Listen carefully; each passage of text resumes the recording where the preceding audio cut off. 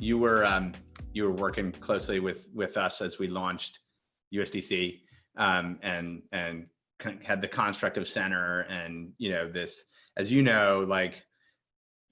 our vision has been, how do you actually create a standard for like fiat digital currency, and like a standard that like creates interoperability that eventually is used for payment and settlement really broadly among like all the leading fintech wallets, digital wallets. Like it ultimately becomes like an actual medium of exchange outside of trading. But at the same time, right, as we know, like the bootstrap use case, for USDC has been trading. So maybe just talk a little bit about, your view on sort of a little bit of the origin of USDC, because you had a front row seat and you were helping, create those markets, right? A little bit of on the origin there, and then I think we'll move into like the kind of where it's headed thing. Yeah, remember it was like a race. Like everybody knew there was like the PAX product, there was the GUSD, and there was USDC, and like everybody, because like you would hear it sort of ripplings between like all the regulators, like all what was going on, and like we all knew they were like coming down the pipe, but it was like, all right, like who's gonna hit it first? Who's gonna have the product? Like who's gonna have like the iteration of it? Yeah. So I mean, look, like Tether had a bunch of shocks in it, right? Where it depegged, it like would trade down to like 80 cents, or it would trade up like rich a couple percent. So there was a need in the market, or at least a perceived need in the market, for a much more pegged stablecoin out there that would in effect have to be, not have to, but likely be much more regulated, compliant, and like sort of the version of those like a whole second iteration of stablecoins that you saw come out there. And I think that was what really drove the market demand for it. And like the idea was that your balances in your exchanges that you like natively face your bank accounts with anyway should just be a stable coin, and that should be like a seamless thing. Like there shouldn't be this concept that these dollars are any different if you can just like move around. And that's like super useful.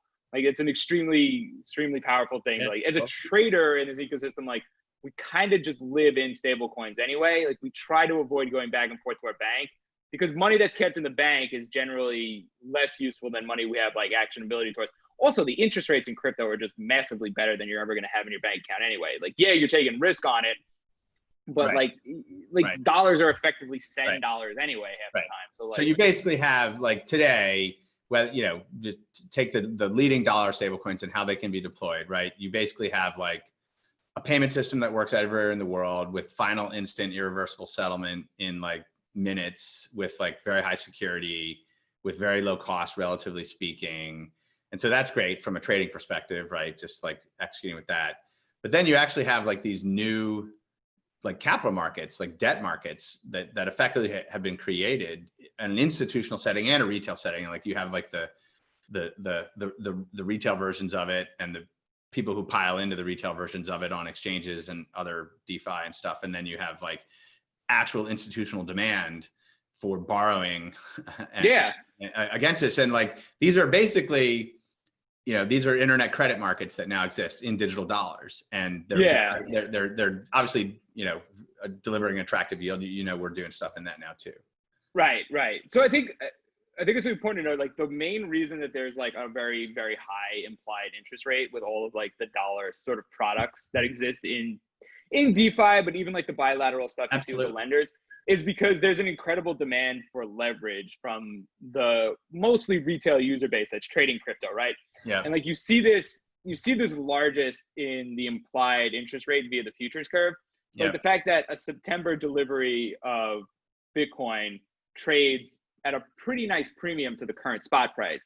So you can just buy spot, sell future, and collect that difference, but you need cash in order to do that, right? So you get this like lending rate that like works its way out. It's very high right now because like the market's been running up. It's something like 20% for ETH, which is a dollar rate. So you can lend your dollars out for sort of 4% just to September, which is crazy time. But like that trickles into like people looking to borrow, right? So if I can go borrow $50 million at 4% or 5%, like that's great for me, right? Because I'm gonna like net 4 times that over like the same time frame. So like that's what draws the trading entities into like borrowing a ton of money, and then like that sucks like sort of the money back into like the stable coin sort of ecosystem. Right. So like that's the cycle as I see it, like sort of playing out. Right, and you're seeing effectively that's like, people are staying sticky in the stable coins, circulation grows, it's getting deployed and cycled, as it were, in these different kind of strategies. Yeah, it stays, right? Like you get the money in, and then like it just doesn't tend to go the other way as much. Yeah. So I mean, we've seen big destruction of like stable coins like throughout history and like bear markets and stuff, but like the net is clearly like up in the direction of get more money in this ecosystem.